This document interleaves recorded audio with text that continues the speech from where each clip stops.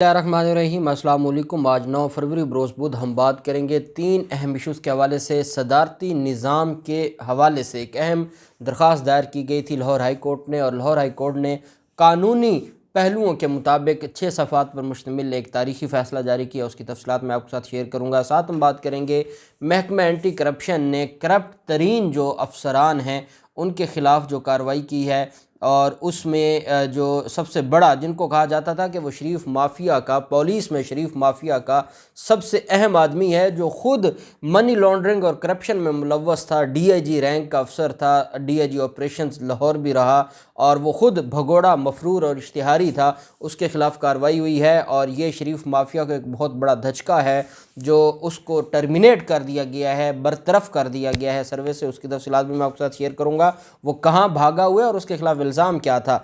साथ हम बात करेंगे कि महकमा एंटी करप्शन ने जो करोड़ों रुपए सरकारी अफसरान की जेबों से रिकवर कर लिए हैं, ये भी एक बड़ी डीजी जो हैं हमारे एंटी करप्शन के नफीस गौहर, उनकी बहुत बड़ी कामयाबी आज रिपोर्ट जारी की गई। उसकी तफसीलात भी मैं आपके साथ शेयर करूँगा। पहले मैं आपको ये बताता चलूँ कि साहनिया मॉडल टाउन केस के हवाले से जो 7 रुकनी बेंच है, लार्जर बेंच है ऑनरेबल लाहौर हाई कोर्ट का, अक्सर दोस्त पूछते रहते हैं साहनिया मॉडल टाउन केस के हवाले से कि वो फ़िक्स नहीं हुआ, क्योंकि उसकी जो जितनी भी लाहौर हाई कोर्ट में जेआईटी के हवाले से जितने आर्गूमेंट्स हुए, चाहे वो कातलों के वकला की तरफ से हुए या मज़लूमों के वकला की तरफ से हुए, शरीफ ख़ानदान के वकला के आर्गूमेंट्स भी मैंने आपके साथ शेयर किए थे, और बैरिस्टर अली ज़फ़र जो कि बिस्मा अमजद जो मासूम बच्ची है उसकी जो दरख्वास्त है, जो उसमें पिटिशनर है, जो उसमें रिस्पोंडेंट है, उनकी दरख्वास्त और उनके जो आर्गूमेंट्स थे वो भी मैंने आपके साथ शेयर किए थे। अदालत ने अब उसको मुकर्रर किया है 15 फरवरी के लिए, और 15 फरवरी को लाहौर हाई कोर्ट का 7 रुकनी बेंच समाअत करेगा। चीफ जस्टिस अमीर भट्टी साहब की जो वो उसको हेड करेंगे। दोनों जो आर्गूमेंट्स हैं दोनों फ़रीक़ैन के वो मुकम्मल हो चुके हैं। अब जवाबुल जवाब जमा करवाया जाएगा।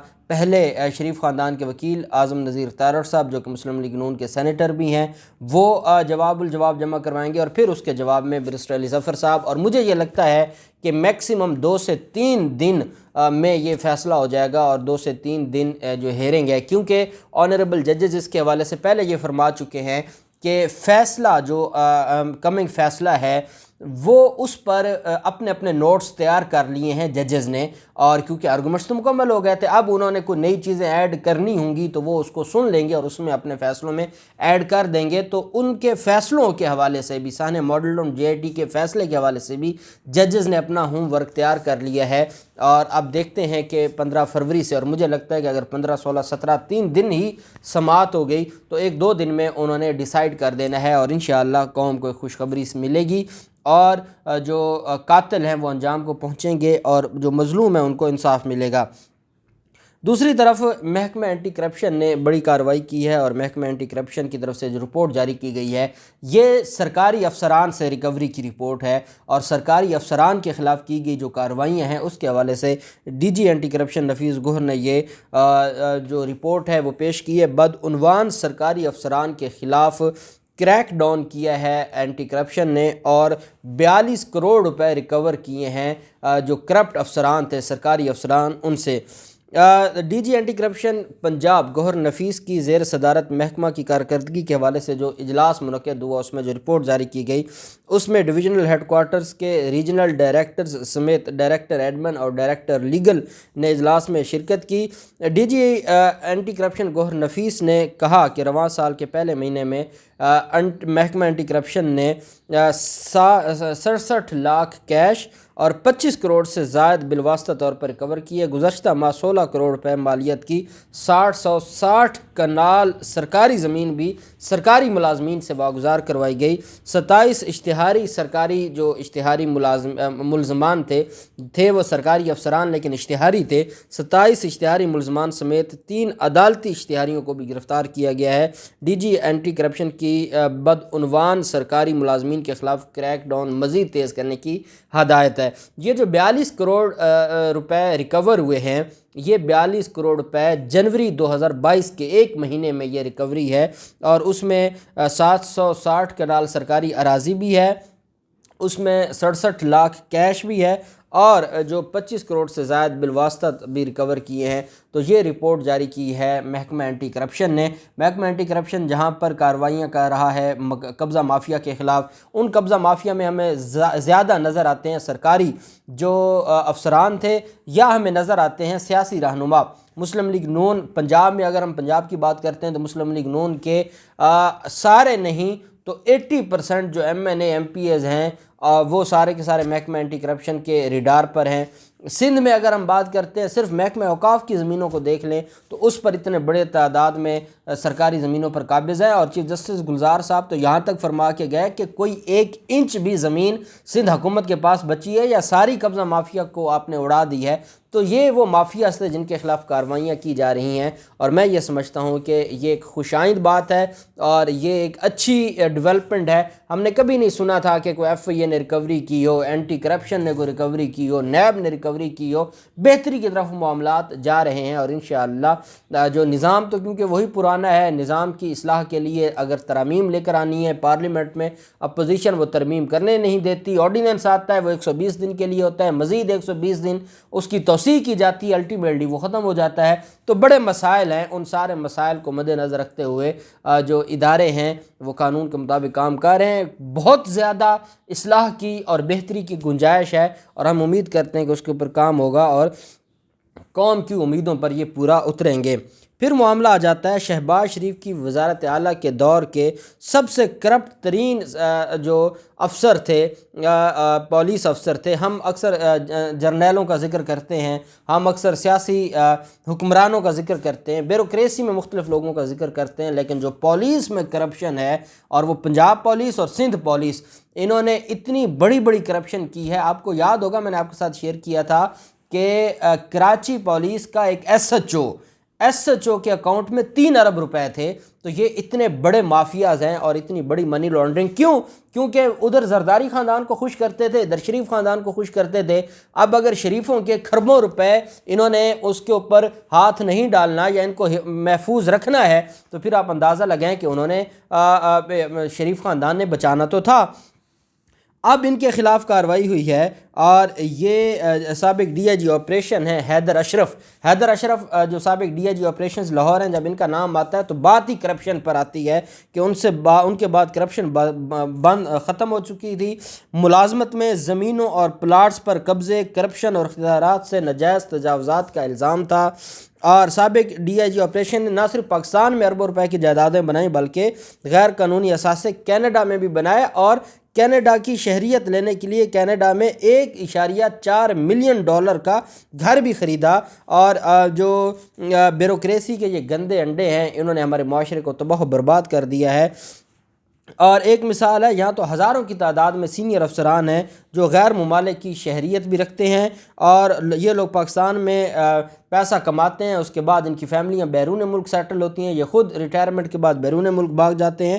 یہ جو ملزم ہے یہ خود کینیڈا بھاگا ہوا ہے، پچھلے 2 سال سے یہ جو نہ اپنی نوکری پر تھا، نہ اس کو اسٹیبلشمنٹ ڈویژن نے اس کے خلاف کارروائی کی ہے، اور اس میں اس کے خلاف الزام کیا تھا؟ کرپشن کا، مس کنڈکٹ کا، اور اپنی سروس سے غیر حاضر کا، یہ اس کے خلاف الزامات تھے۔ سسپینڈ نہیں ہوا، برطرف ہو گیا، ٹرمینیٹ ہو گیا ہے، اور ہمیشہ کے لیے، اور اس کے جتنے بھی جو اس کو پینشن کی یا ریٹائرمنٹ کے بعد جو بینیفٹس تھے وہ بھی نہیں ملیں گے، اور جو اس کے خلاف کیسز چاہ رہے ہیں اس میں ریکوریوں میں بھی اس کے جو پاکستان میں اثاثے ہیں وہ انشاءاللہ ضبط ہوں گے۔ تو یہ ایک بہت بڑی کارروائی کی گئی ہے ان مافیاز کے خلاف۔ پھر معاملہ آ جاتا ہے صدارتی نظام کا، اور یہ صدارتی نظام کے خلاف درخواست دائر کی گئی تھی۔ جسٹس جواد حسن صاحب ہیں، جج ہیں لاہور ہائی کورٹ کے، انہوں نے یہ درخواست پر سماعت کی تھی، اور یہ 6 صفحات پر مشتمل فیصلہ جاری کیا گیا ہے۔ حفیظ الرحمان چودھری نے یہ درخواست دائر کی تھی، بیرسٹر احمد پنسوتا صاحب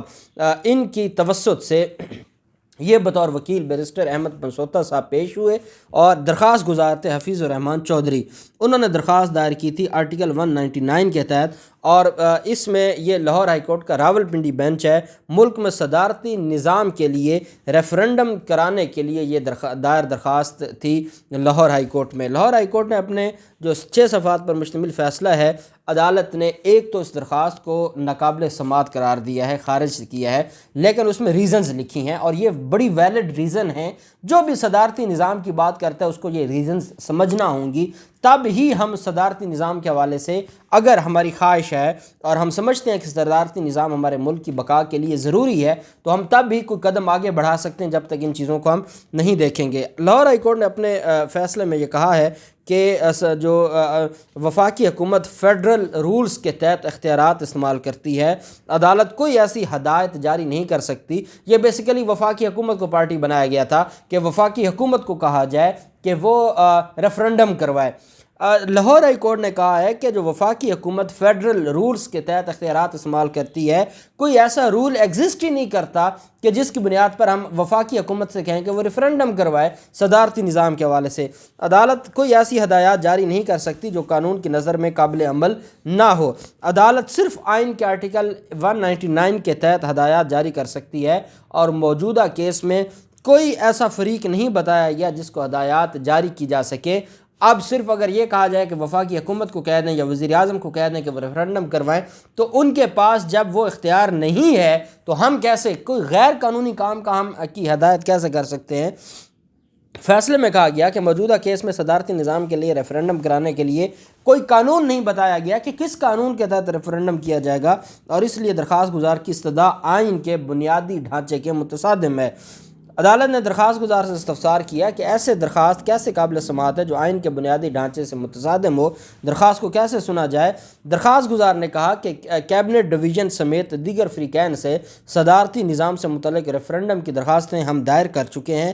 کیبنٹ ڈویژن میں دائر درخواستوں پر کوئی کارروائی نہیں ہو سکی اور کیبنٹ ڈویژن کی جانب سے کارروائی نہ کرنے پر ہم نے ہائی کورٹ میں درخواست دائر کی۔ ہم یہ چاہتے ہیں کہ جو کیبنٹ ڈویژن کے پاس درخواستیں ہماری پینڈنگ ہیں وہ ان کو قانون کے مطابق ڈیسائیڈ کر دیں، ہم صرف اتنی ڈائریکشن چاہتے ہیں۔ درخواست گزار نے یہ بھی موقف اختیار کیا کہ اگر کیبنٹ ڈویژن کی متعلقہ اتھارٹی درخواستوں پر فیصلہ کرے گی تو ہم یہ والی درخواست اپنی واپس لے لیں گے۔ تو عدالت نے کہا کہ میں کیبنٹ ڈویژن کو کیسے کہوں کہ ان درخواستوں کے اوپر سماعت کریں جن درخواستوں کا آپ کے پاس کوئی قانونی جواز ہی نہیں ہے۔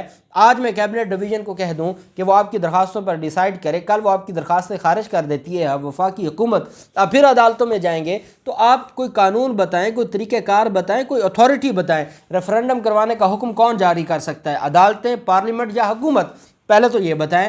دوسرا یہ ہے کہ کس قانون کے تحت ہم یہ کہہ سکتے ہیں کہ ریفرنڈم ہو سکتا ہے؟ نہ کہیں آئین میں لکھا ہے، نہ کہیں کسی قانون میں لکھا ہے۔ تو صدارتی نظام کے حوالے سے انہوں نے کہا کہ سننے میں تو بہت کچھ آتا ہے، لیکن جو چیز پریکٹیکلی اپلیکیبل نہیں ہو سکتی، عدالتیں کیسے وفاقی حکومت کو کہہ سکتی ہیں کہ وہ کرے؟ تو یہ کچھ انہونی ہو تو صدارتی نظام کے حوالے سے کوئی ریفرنڈم کا معاملہ بن سکتا ہے۔